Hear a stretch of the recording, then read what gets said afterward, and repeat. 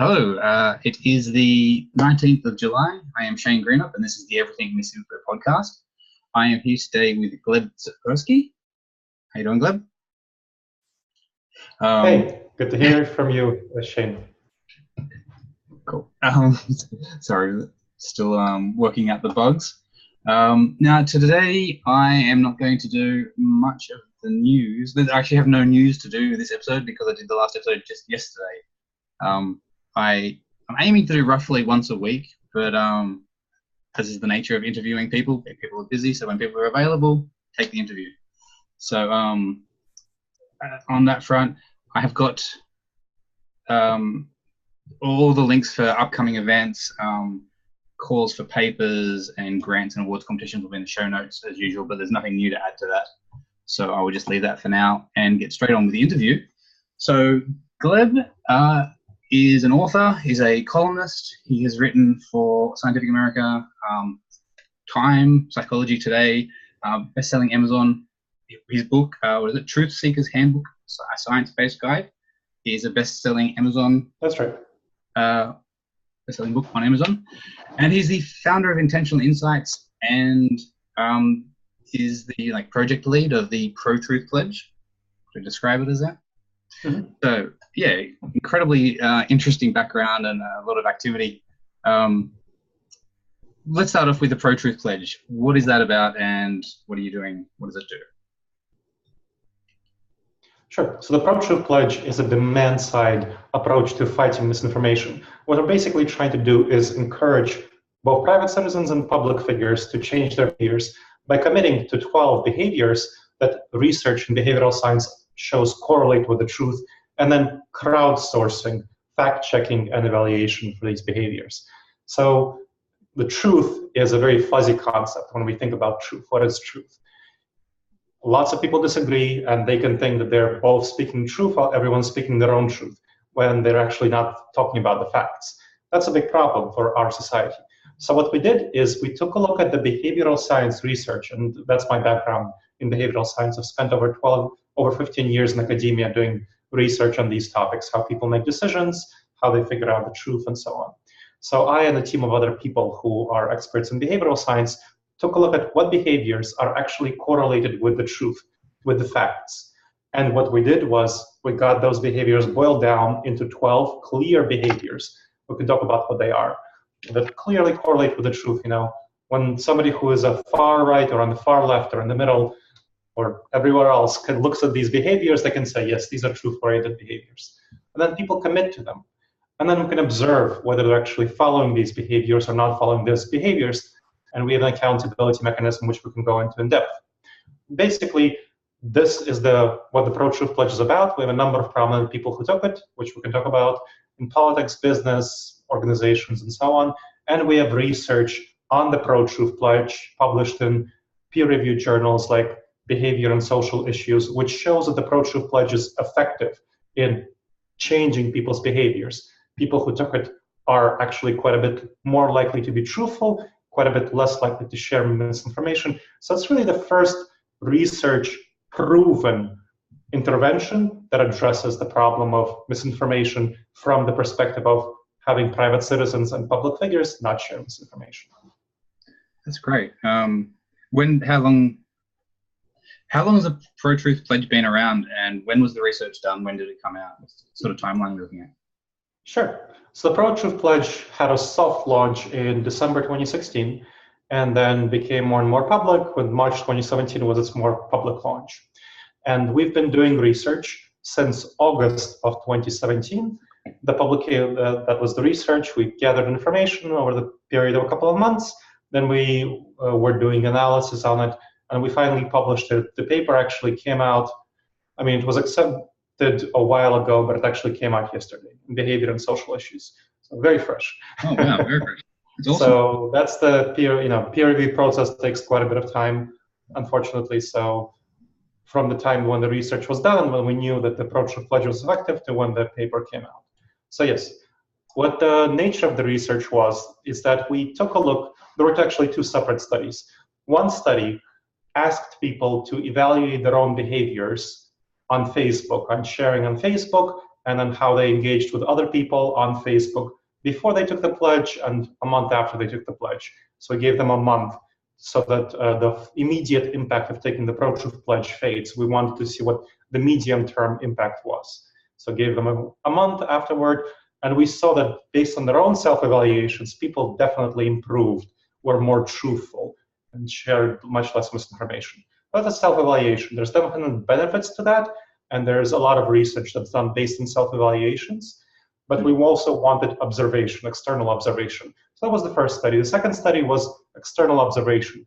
We got researchers who actually observed the behaviors of people as they were sharing on Facebook. Again, a month after they took the pledge, and we looked back at their timeline about a year before they took the pledge, or 11 months before they took the pledge. And so we found similar results, that people who took the pro-truth pledge definitely behaved more truthfully in their Facebook sharing a month after they took the pledge compared to a year before that. So in both cases, both self-reporting and external observation, we found a large and statistically significant improvement in truthfulness and decrease in misinformation sharing. Did the people in the study know that they were being studied? Yes, we needed to get their consent.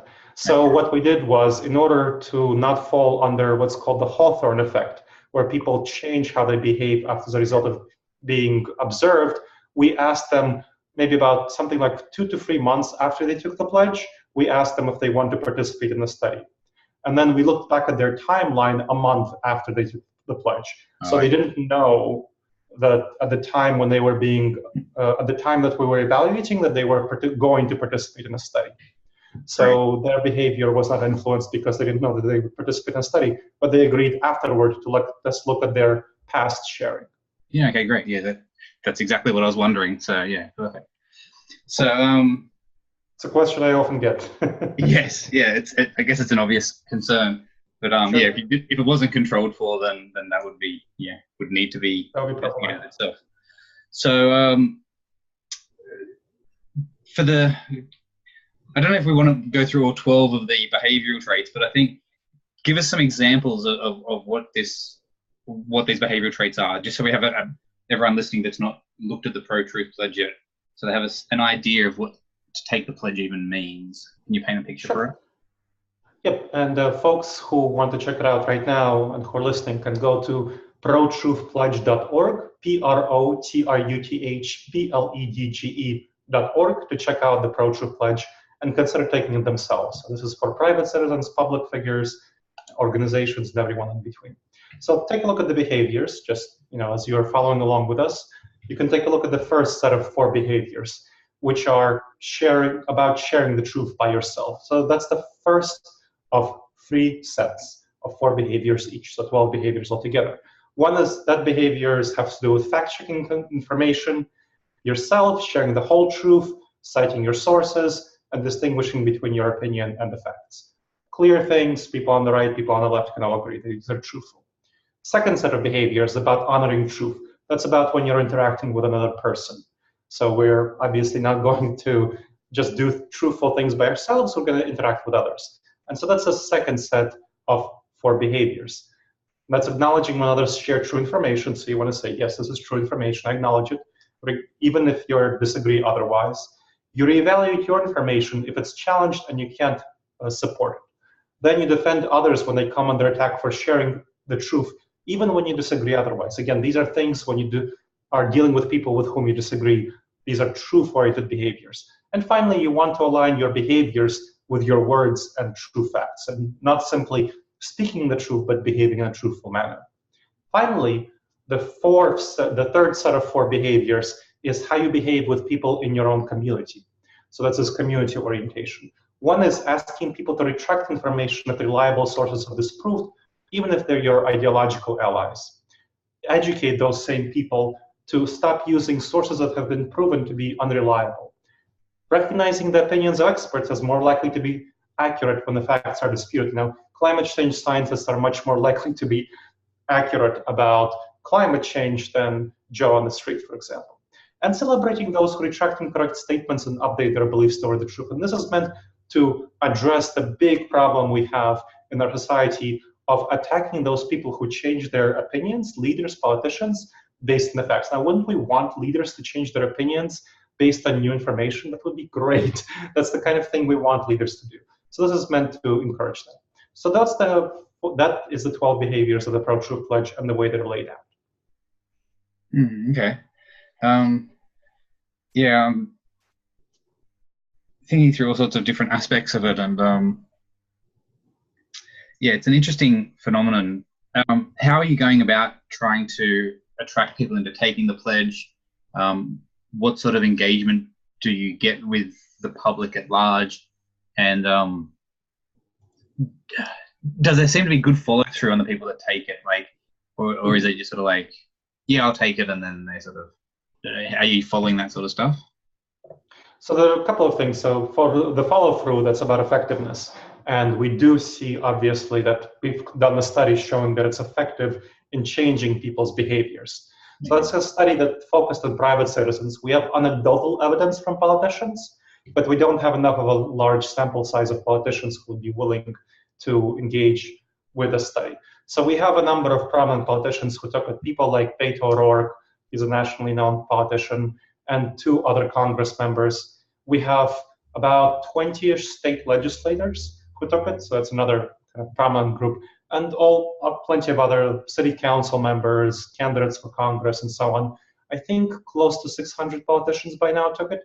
So we know that some of them are using it effectively by placing the website seal on their website, so we have a pro-truth pledge website seal. If you go to the website of a number of politicians, you'll be able to see that on their website.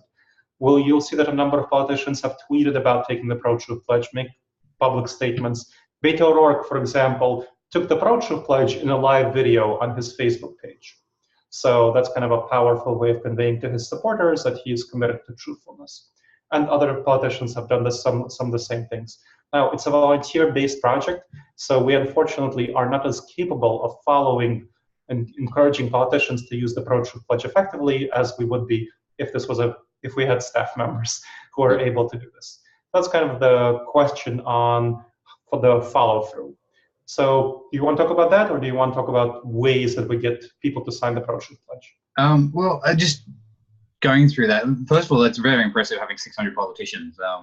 And it's interesting that it's obvious that getting the politicians on board is probably the most important thing to do, because they set the tone of yes. civil discourse and public perception of things, which reminds me of the conversation I just had with Dwight in the last episode, where he was talking about, the first step is civil discourse, and a big part of the problem is when you have a president who is undermining credibility in the media and creating uncivil discourse, and he's setting the tone. So it's interesting that it's like, this feels like potentially one of the solutions that Dwight was really looking for. And it's like this almost grassroots, so bottom up, but bottom up from the politicians, right? Like we start getting all the local members and all of the you don't start at the president. So it would be nice if the president set the right tone. Exactly. So what I think Dwight certainly has a point about civil discourse, but I actually think of civil discourse more as a tactic than a strategy. The underlining strategy that I see is changing incentives. We'll have civil discourse when we have incentives encouraging civil discourse. We won't have civil discourse just because we snap our fingers and say, let's have civil discourse. Yeah. So the pro-truth pledge is meant to change incentives. Kind of our focus is fighting misinformation and civility. When people make these commitments to these are behaviors that encourage civil discourse. In fact, one of the prominent organizations that's trying to encourage civil discourse, Bridge USA, which has chapters of student groups which include Republicans, Democrats, all others, encouraging civil discourse, they're trying to get their chapter members to commit to the pro-truth pledge, because that's kind of a basic way of, okay, if you take this pledge, you will be more likely to engage in discourse that is civil. That's kind of from the person perspective. Now, from the politician perspective, we want them to take the pro-truth pledge, and we reward them with a better reputation as a way of taking the pro-truth pledge. Right now, politicians don't really have that much of an incentive to be civil, because we clearly have a number of politicians who are winning because they are uncivil. Yeah. They're winning that because they're uncivil. That creates really bad precedent for politicians to win by being not civil. So how do we change the incentives? Well, the pro-truth pledge changes the incentives, because if you take the pro-truth pledge, you constrain your freedom of behavior. So you are taking out of play a lot of tactics that typically politicians could use, lies, deceptions, incivility, and a number of politicians do use. So how do you encourage politicians to do so? How do you reward them for doing so? Well, if you take the pro-truth pledge, you get reputational incentives.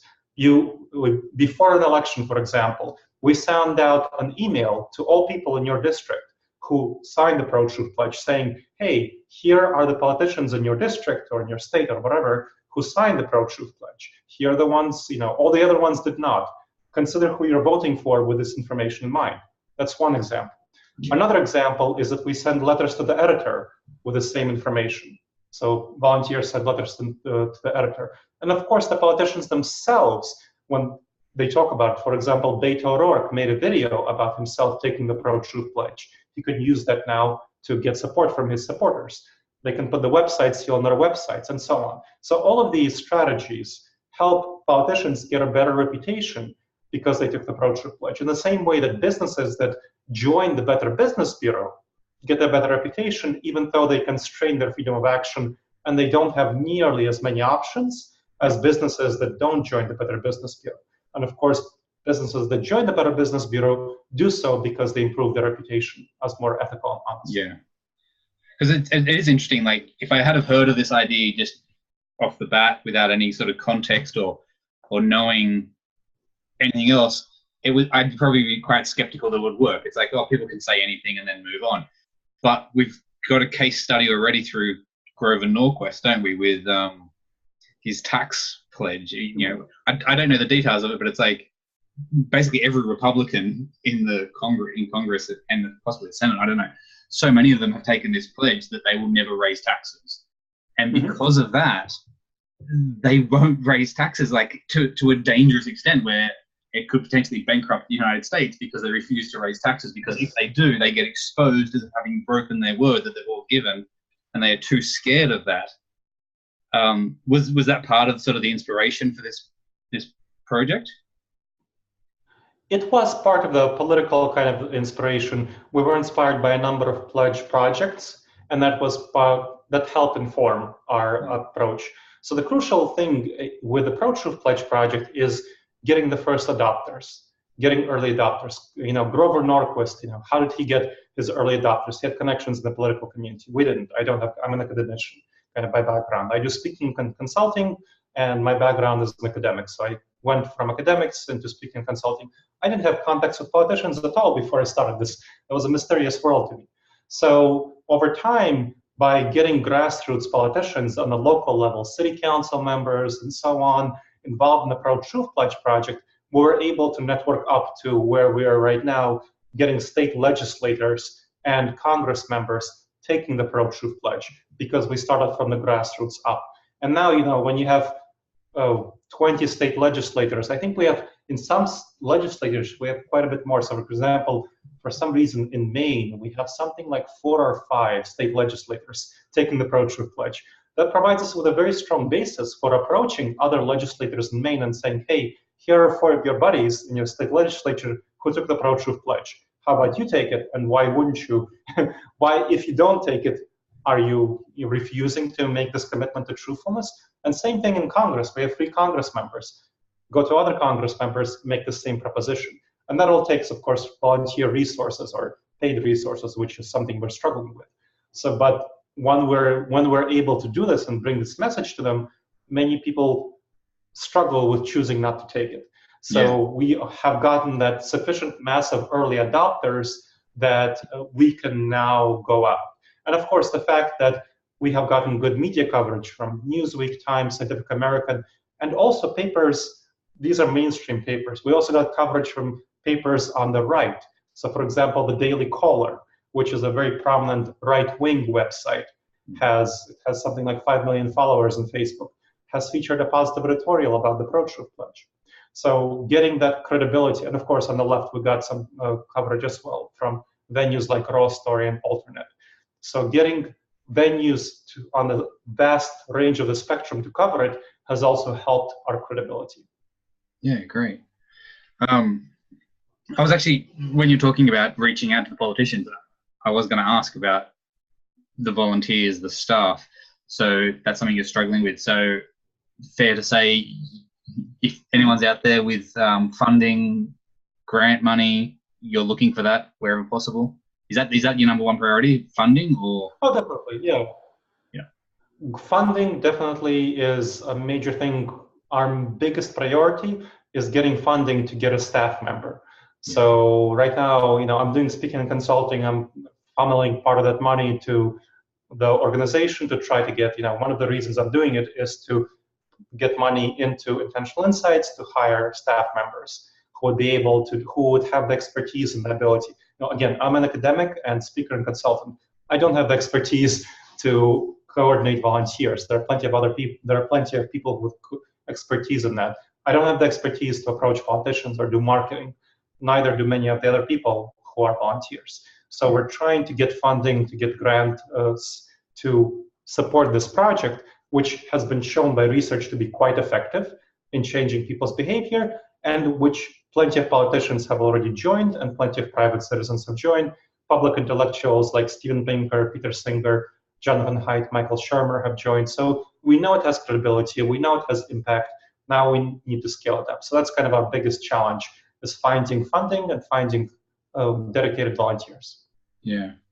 Well, yeah, just thinking it through.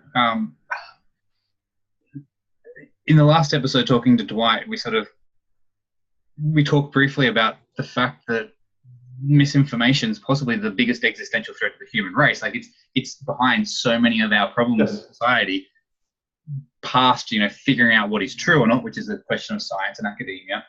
How do we get the public to align with our best knowledge is very important to do. And then that's surrounded by the greater problem of we now have this problem of the public are misinformed and believing false things. We need to do something, but so many of the options out there are potentially worse than doing nothing. Like there's so many ways to make things worse. And this is something that I'm constantly worried about, particularly like with the news recently about Facebook being called out for not blocking InfoWars. I'm terrified of the idea of a private company being given the power to censor and control information on behalf of basically the human race. If Facebook have 2 billion users, that's way too many people for one person or one organization to have control over the flow of information. And I don't know, people are saying, why not just block InfoWars and think like it's a single decision? And it's like, but it's never a single decision, right? That's the first step. If you got InfoWars, then there's the next time, And so the real world, what is true and what is not true, is not as easy as just because you think something's wrong, then we go with that. Like, it's complex. So the point that I'm getting at with my little rant, which is basically a recap of the last episode, is there are very few, if any, solutions to the problem that we can be confident about. And it seems like the pro-truth pledge is one of those things which, like, I'm still not fully convinced it's going to make a big difference, but I'm very convinced that it's not going to hurt. And you've got research that shows it does make a difference. And we've got a case study of something very similar, which definitely has had a huge impact on American politics. So it's like there's so many things lining up that this feels like one of those projects that probably, of all the efforts out there and all the solutions, this one probably should get more funding and more attention and more people thinking about it than, well, I can't say than it has. I actually don't know very much about how much attention you've got and how much funding you've got. You're doing quite well. You've got a lot of results happening. So, but it sounds like it should always have more anyway. Yes, we have. Yeah, so first of all, from your words to funders' ears, right? In terms of funding, we have invested about maybe 40,000 into the project from the Intentional Insights Fund. And we have, just volunteers working on the rest. I'm amazed that we got 3 Congress members, 20 state legislators, people like Steven Pinker, Peter Singer, Jonathan Haidt, Michael Shermer, and so many others to sign. Large organizations like MediaBiasFactCheck.com, which is kind of one of the largest organizations, checking on media bias, and so many other people to sign on. Right now, we're talking to PolitiFact and others. I mean, to get positive coverage in newspapers on the far right, like the Daily Caller, and the far left, like Alternet, is also pretty amazing, mainstream coverage. So I really didn't expect this. So hopefully funders will come through. The problem is that we are kind of neither fish nor fowl. We're not a traditional organization that gets funding. The large majority of funders fund journalism and journalistic-like organizations, the Knight Foundation and so on. We are very different in that we approach the situation from a demand side perspective. How do we encourage people to avoid sharing fake news? So it's a very different approach. And I want to reiterate that I fully support your concerns with a lot of the proposed solutions, not simply from the idea that the solution will be bad, but that we will be path dependent. Once we decide on a solution, we will put all our energy and resources into that solution. So all the energy and resources that people right now are putting into fighting misinformation, we will, if we choose, let's say, censorship or something like that, and then invest our resources into that, we won't be exploring other things that might be much more effective. And so that's a big concern for me.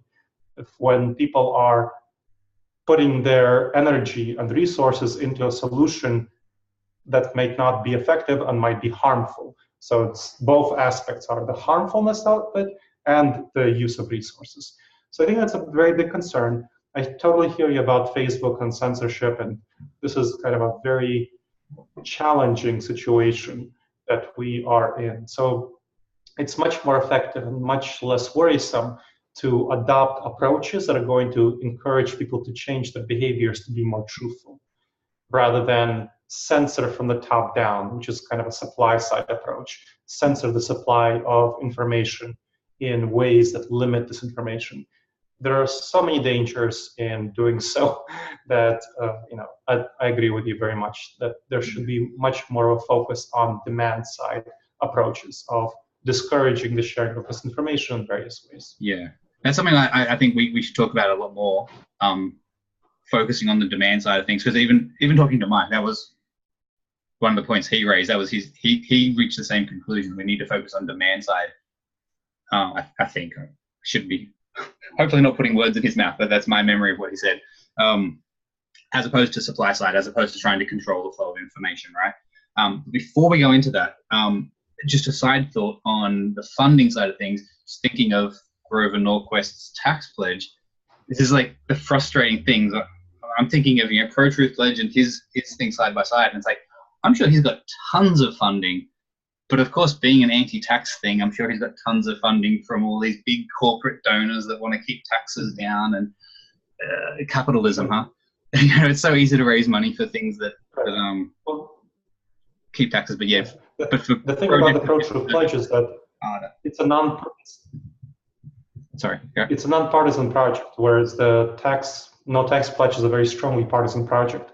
Yeah. So we are not getting support from the left or the right because in the end, it doesn't really benefit them to promote truthfulness. We are a process approach.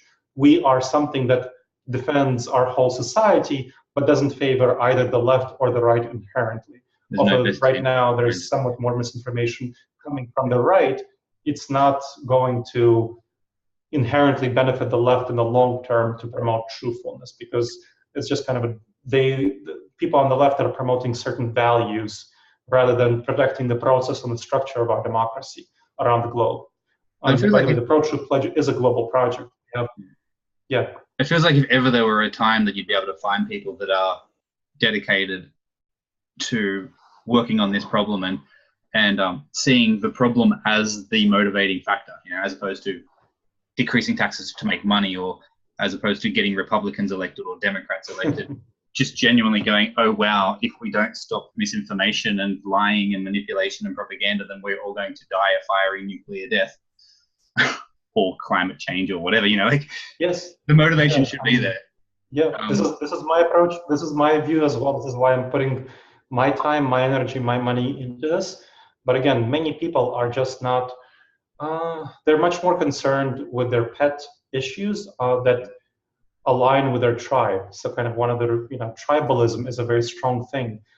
And the pro-truth pledge doesn't benefit inherently either tribe, either the blue tribe or the red tribe, the left tribe or the right tribe. It doesn't benefit them inherently. So people have to go against very strong tribal intuitions to support the pro-truth pledge and to give money to the pro-truth pledge, rather than going with people in their communities and so on who are very tribal. So we have a lot of struggle. I mean, all the people in the misinformation community struggle a lot with the issue of tribalism, whereas tribalism doesn't really support fighting misinformation, unfortunately. Not the focus of tribalism. Yeah. Yeah. So to go back to the bigger topic of supply demand side changes. Mm-hmm. This is so one of the big fears that I have about all of the efforts on the supply side of things, all the efforts to identify misinformation, truth or false, cutting off people's ability to publish misinformation to platforms and things like that. My big fear is taking that idea to its conclusion, basically. What happens if it succeeds? I feel like this is the step that very few people take in their thought process, because they assume that if it succeeds, it wins, it's right, it's good. We've cut off all the misinformation, we've cut off all the lies, nothing to worry about. Whereas when I think about that, I think for a start, you haven't. No matter how perfectly you scour Facebook's feed of misinformation or Twitter's feed, you haven't destroyed misinformation and you haven't destroyed false beliefs, because people still believe them. People will still talk in person, or they'll go to different websites. They'll continue to persist and persevere behind the scenes. But what I fear the real consequence will be is you will have created a false sense of security in the population at large that the misinformation is gone, that the false beliefs are hidden, that they can trust what they see.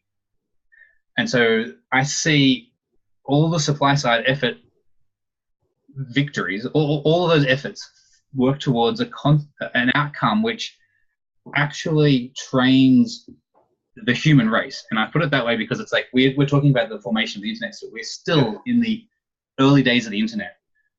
And so if we succeed in one of them now, then over the next 10, 20, 30, 40, 50 years, that the entire human race integrates with the internet in the way that you know that we will, because we're already getting more and more integrated with the internet in everything we do, then we're going to create generations of humans that will never know the idea of critical thinking or media literacy or skepticism, because they don't need to.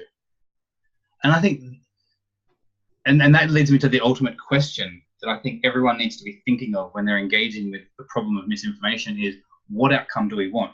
Do we want a world where we have a population empowered and capable of dealing with misinformation and responsible for forming their own beliefs and thinking through and critiquing what they read, and all those skills that we always talk about being the things that we want: critical thinking, skepticism, media literacy? We all know we want that.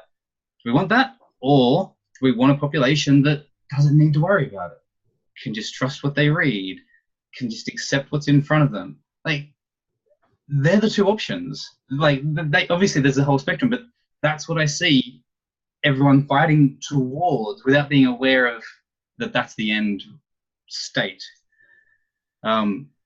So yeah, that's one of the things that constantly drives me. And so it's very interesting to think of the pro-truth pledge as just an alternative approach, which definitely avoids that problem, because all it does is it goes back to the population and says, okay, then this is on you.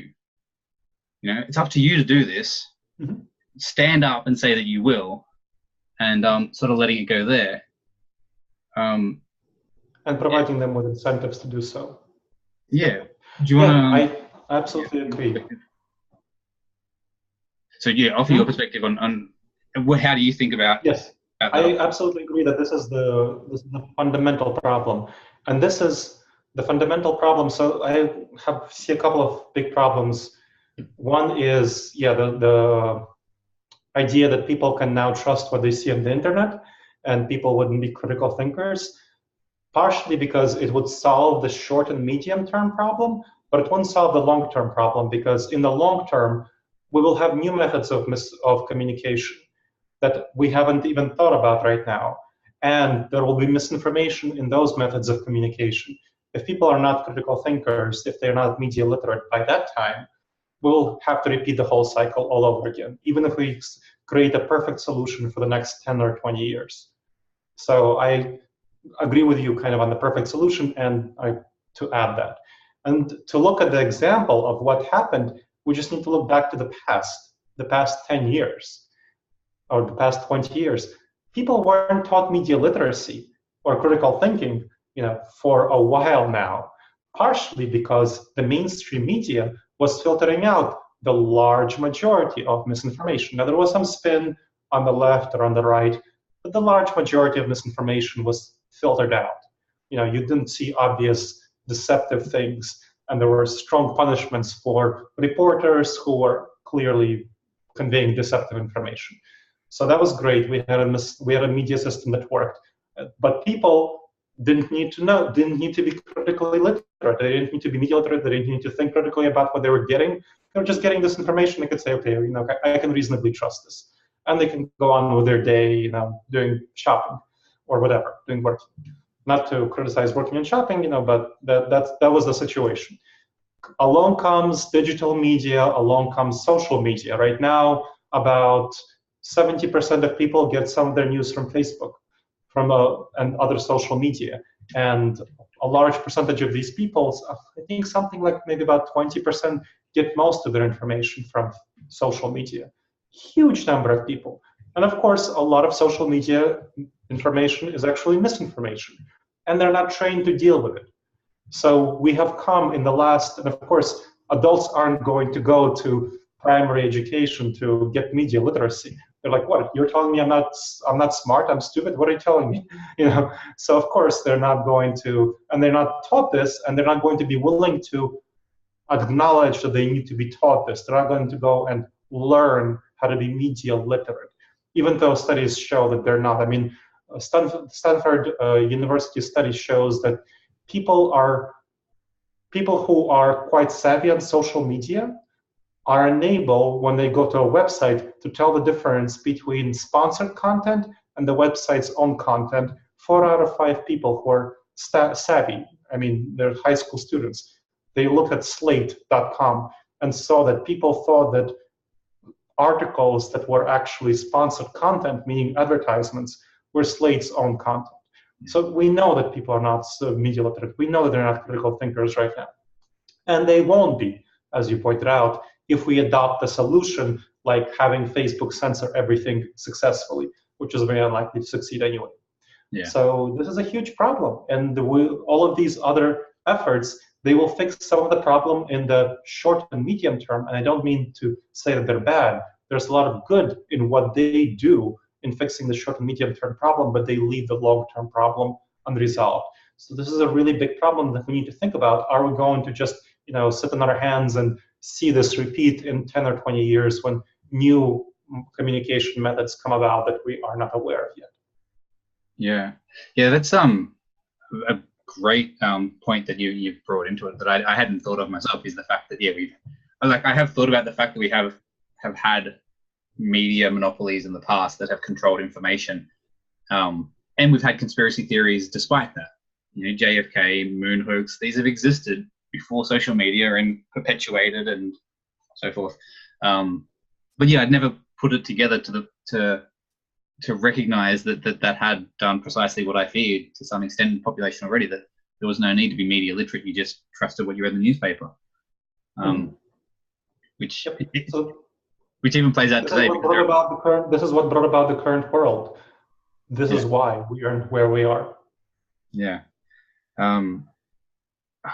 I lost the other thought that I had. That's okay.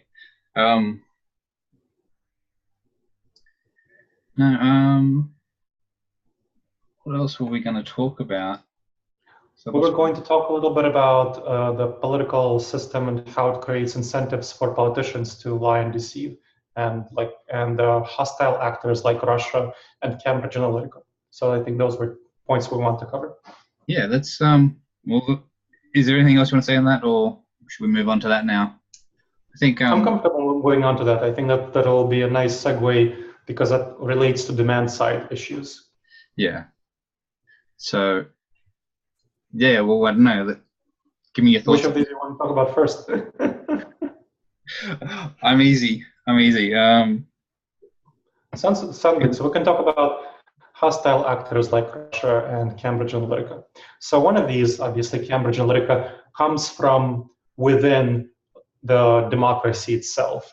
So it's kind of a Cambridge Analytica is a firm that was based in the UK, and it was sponsored mainly by a US billionaire, Robert Mercer, to spread misinformation as a fundamental strategy of manipulating democratic elections in the US, in the UK. That was in the US, it was a large part of why the current president won, Donald Trump. In the UK, it was a large part of why Brexit, the Leave side, succeeded. And it also spreads misinformation in many other democracies to achieve electoral goals, electoral outcomes elsewhere. And we know it did so. We know that it was very successful in these efforts. So this is a hostile actor within democratic states that's basically destroying the purpose of democracy and free speech to achieve political goals, political ends, political values. So we have to face that, and we have to face that ordinary citizens. So that's kind of one actor. The other actor is, of course, Russia and similar countries, hostile government agencies, government powers that use their computer manipulation powers to spread cyber propaganda, again, very effectively. Another large part of why Brexit succeeded and why Donald Trump won the US election is because of Russia's intervention. And we know that there's very, very strong evidence to show that US intelligence agencies said so themselves. So this is a big, big, huge problem that we're facing, partially because people are so easy to manipulate. So we go back to the demand side. We know that people, ordinary citizens, suffer from a number of what are called cognitive biases. We all do. Cognitive biases are what comes from our evolutionary background, where our minds are adapted for the savanna environment. They're not adapted for the modern environment. We didn't need to be media literate or critical thinkers in the savanna environment. We needed to run away from saber-toothed tigers and not be bitten by snakes. And what you see is what you get. This is one of the things that's really struck me over the past couple of years is, yeah, our cognitive biases are perfectly suited for that environment, and the modern world is full of deception and changed minds and complexity that our brains are just not adapted for in that instinctual and emotional state. Yeah, sorry, carry on. Exactly. Absolutely. So because of the cognitive biases from which people suffer, so for example, one of these cognitive biases is called the confirmation bias, where we tend to look for information that supports our beliefs. For example, if we search on Google for, let's say, if you are support gun rights, then you would search on Google for something like guns do not kill people, people kill people. What kind of search result are you going to get that way? You're going to get pro-gun rights searches rather than accurate, truthful information. That's the way that confirmation bias works in one way.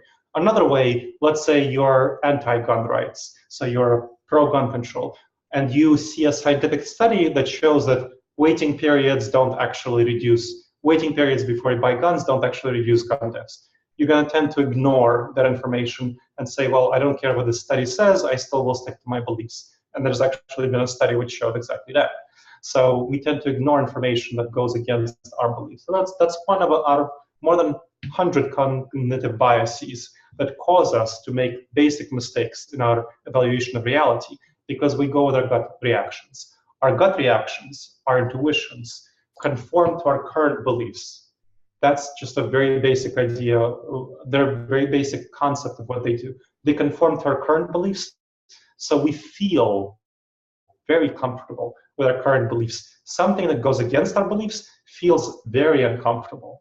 And that because it feels very uncomfortable, we believe it to not be true just because it feels uncomfortable. Yeah. So it's a very hard thing for people to deal with. I consult with businesses where business leaders struggle a lot to when they hear misinformation, when they hear information that doesn't conform to their beliefs about the company, about themselves, and they often refuse to believe it, even if it's accurate information. And it's profitable to them to believe this inaccurate information, because then they can change the course of the company and improve themselves. But it's still very uncomfortable. So it's actually they're getting paid money to overcome these gut intuitions, and they're often still struggling to do so. Ordinary citizens aren't getting paid money to overcome these gut intuitions. They're not incentivized to overcome them. They're incentivized to go along with them because it feels very comfortable and convenient. So of course, people are very easy to manipulate, just as they are right now if they don't have protections like the Pro-Truth Pledge, which provides some protections against manipulation. So people are very easy to manipulate, and hostile foreign actors like Russia and domestic actors like Cambridge Analytica will easily manipulate people, very easily, because of our background and because we're not adapted to this stuff. And we don't have media literacy education or critical thinking education from schools in order to inoculate us against some of these problems, which the Pro-Truth Pledge is essentially an effort to instill media literacy and critical thinking in a very quick, effective manner to inoculate people against some of the problems brought about by Cambridge Analytica, by foreign governments like Russia, and so on. So how does the Pro-Truth Pledge help with that? How does it provide critical thinking and media literacy? Sure. So if you think of what is actually the Pro-Truth Pledge, the behaviors, fact-check information to confirm it's true before accepting and sharing it. Fundamental aspect of critical thinking, right? You want to fact-check. That's, what does critical thinking mean? Cite your sources. That means that you need to find some sources and cite them before you share information. Share the whole truth, not only what supports your beliefs. That's critical. That's a fundamental aspect of critical thinking. Again, retract information that's challenged if you can't find support for it. Another aspect of critical thinking. Ask other people to change their statements, even if they're your allies, if the statements prove to be incorrect. That's you influencing your community to be critical thinkers. Celebrate those who update their beliefs. Yourself, that's basically changing what's comfortable for you. That's a really fundamental aspect of the Pro-Truth Pledge. Celebrating, changing your own beliefs about things based on new evidence. That goes against the gut reaction, the emotional intuition we have to feel discomfort. So we could grow more comfortable by celebrating ourselves for changing our beliefs and celebrating others for changing their beliefs. So it really goes against a lot of these gut intuitions, a lot of these cognitive biases. And that's one major reason of why it's effective in changing people's behaviors. So this is why it's the essence of media literacy and critical thinking combined into a very, very quick format. You can think of it as a very quick inoculation against these sorts of problems. Yeah, and the way you described it just then makes it really clear that it's attempting to build up into a more of a culture change. And it seems to me, it's one thing to be an individual who aspires to be better than we are, because that's a big part of it, right? It's just the aspiration. It's hard to do. And yes. A little story from my own personal experience recently. I've been called out a couple of times on Facebook for sharing articles that were wrong or biased or in some way, misinformation. And every time that it happens, because, every time it happens, I will delete it or make a big comment on it and say this is wrong and provide reference to the correcting information. But I had a friend say, get into me and go, I can't believe you do this. It really damages your reputation. And, my thoughts that I actually want to write an article about it. It's like, it shouldn't, because I want to solve the problem. I want to work on solving the problem. I want to do something to fix the massive problem, but I'm still a human. I still have cognitive biases. I still have tribalism. I still have all of these emotions, and I'm not on point, on the ball all the time. And something comes up and it sounds true. It's shared by, all of the things that cause us to share misinformation. It's someone that I trust, looks reputable, but all that's sort of an aside, because the reality is, actually, this is an article that came out recently that I haven't read yet. Lazy, not biased. Susceptibility to partisan fake news is better explained by lack of reasoning than by motivated reasoning. And that's just, to me, obviously true. It's not, most of the time you don't share misinformation because you've thought it through and goes, that agrees with what I want to believe. It's you've read the headline and go, well, that feels right, share, and you haven't thought about it at all. So what I agree would be a hit to my credibility would be if I shared misinformation and someone called me out and I went, nah, fuck you. So I didn't swear much, should I? If I just like ignore them, ignore the evidence and go, no, I'm putting this out there because it speaks to a deeper truth than real truth or something. That's exactly the cause of what we're fighting against here, isn't it? The idea that truth doesn't matter and evoking a gut reaction in people that agree with us is more important than reality. And I'm very much against that. So that's exactly, I very much agree. It's very unfortunate that right now, many people perceive this kind of, flip-flopping as a bad thing, where it's kind of acquired a pejorative connotation, where you change your mind and you make a statement, oh, I changed my mind based on new evidence, or this is actually incorrect based on new evidence, let me retract that and say what's actually correct. So this is something that the Pro-Truth Pledge fights against. And we have a number of politicians who have explicitly retracted statements saying that they did so because they took the Pro-Truth Pledge, even though it does cost them in reputation to retract a statement, unfortunately, in our current political environment. And the Pro-Truth Pledge helps protect them against that because they get a better reputation from taking the Pro-Truth Pledge. So that is kind of one of the ways that the Pro-Truth Pledge works to change our current political system and public discourse. Overall, I very much agree with you that it's very harmful to have this culture of saying, oh, when you change your mind and you publicly say that you change your mind, that's going to harm your reputation. Is that the kind of world in which we want to live? No, then we want to change that world. And here's a way, the Pro-Truth Pledge is one way to change the world. Whenever you see someone changing their mind based on new information, just praise them. It doesn't have to be the Pro-Truth Pledge. Just say, oh, you did a great job. That's wonderful. I'm very glad to see that you did that. That's going to really help be the change that you want to be. So the Pro-Truth Pledge gets people into that mindset, and there are lots of other behaviors about the Pro-Truth Pledge that help shift that dynamic for people. This is a very important dynamic to change if we want to actually fight the kind of foreign actors like Russia that are trying to deliberately spread misinformation, and domestic actors, hostile actors like Cambridge Analytica that are, from the domestic internal democracy perspective, trying to manipulate other people in our democracy by spreading misinformation. Yeah, that's so now I'm thinking about how we can. I'm thinking of the Pro-Truth Pledge as a meme. Effectively, it's an idea that we want to get into as many minds as possible, and we want those minds to incorporate it into their lives, normalize it in their thought process, and be. The difficulty is getting people to think of it when they need it. Because as is so often the case, when you share the misinformation, you're not thinking at all, let alone thinking of the Pro-Truth Pledge.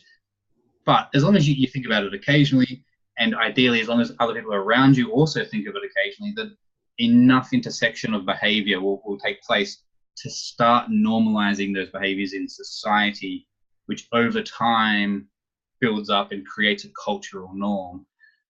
Yes, the cultural norm, I very much agree with you. And so research shows that people, when they are reminded of ethical behaviors, are going to be behaving more ethically. So for example, there was an interesting study showing that when people are shown the 10 commandments before they take a test, students, for example, they're going to be much less likely to cheat on the test than if they're not shown the 10 commandments. And this works even for atheists, not because the atheists committed the 10 commandments, but just because it's a reminder of ethics. So the Pro-Truth Pledge works in some of the same manners. We strongly encourage people to opt into email newsletters about the Pro-Truth Pledge, which of course reminds them of the Pro-Truth Pledge. We also encourage them to put on Facebook frames with the Pro-Truth Pledge logo, so that they're always reminded, oh, I'm going on Facebook. Okay, my Facebook has a Facebook frame with a Pro-Truth Pledge. So when they're sharing articles, they are reminded that they took the Pro-Truth Pledge. Same thing on Twibbon. On Twitter, we have a Twibbon that people can put on their Twitter profile that reminds them, when they're on social media, they're most likely, again, to share misinformation on Facebook or Twitter. So those two things help remind them.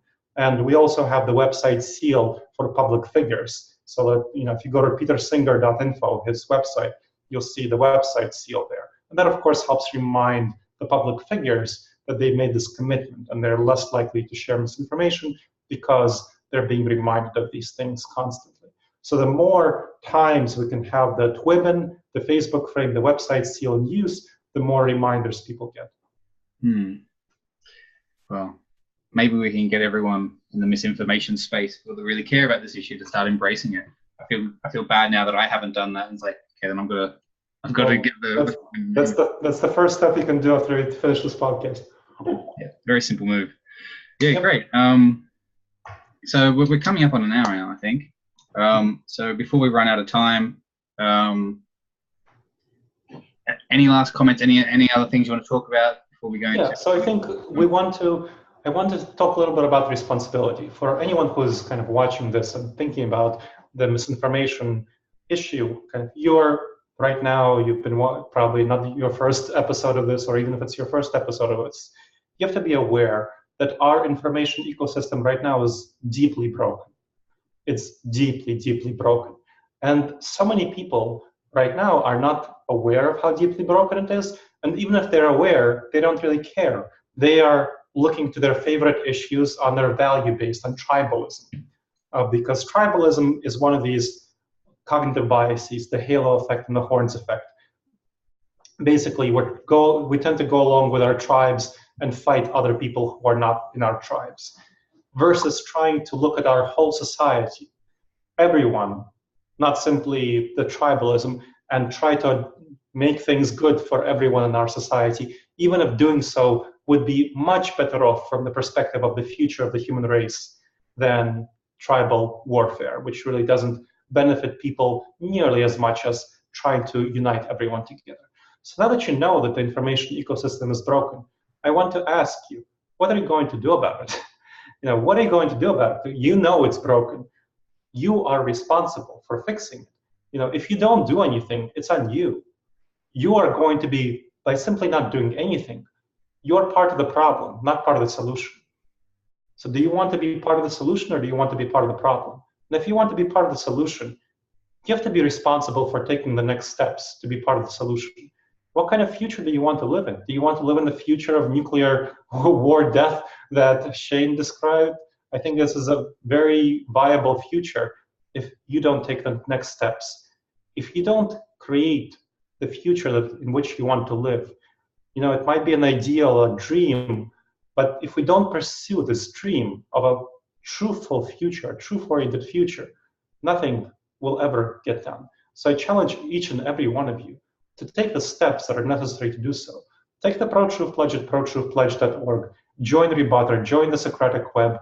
Take the steps that are necessary to fight misinformation, because if you're not going to do it, who's going to do it? There it is. Yeah, fantastic.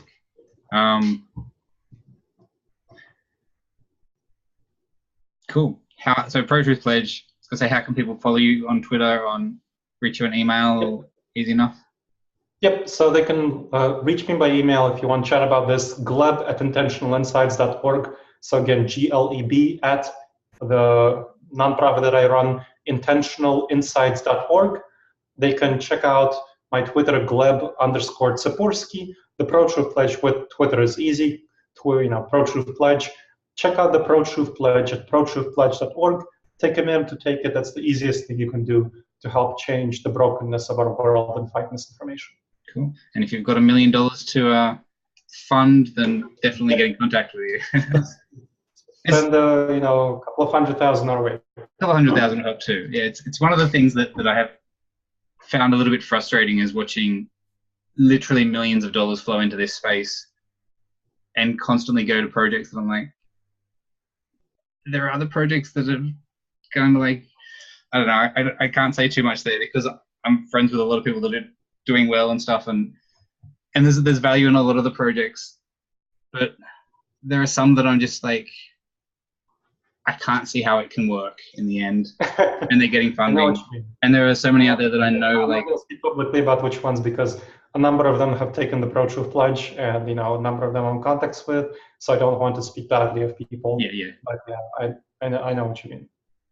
I'm not actually thinking of anything in particular, but I just know that it's mostly just watching that some of the numbers roll through on the articles of different organizations are pledging to deal with misinformation. And it's like there's hundreds of millions of dollars. And it feels like I'm not seeing it going to, like it's really hard to get $100,000 for projects that can make a significant difference. Yep. Because they're simple, because they're reliable, because they work. So, yeah, I don't know. I want to see this get funded. I do. So, I don't know if this helps, but well, thank you. Hopefully. From your words to funders' ears. Yeah. And anyone who's watching this can just make a small monthly donation of $25 or more at Intentional Insights. Go to Pro Truth Pledge. There's a space to donate there, and that will be really helpful as well. Yeah, great. Thank you so much for joining me, Gleb. And I will continue to see you around space, no doubt. Keep interacting. Yep. Okay. Excellent. Thank you, everyone, for joining us. Thanks for the interview. And I'll see you all. Our next episode will be a week and a half or more because I'm going away for a week camping, which is one of the reasons why this episode came out so quickly, because I won't have a chance to do the next one. So, yeah, thank you all, and I'll see you soon. Bye.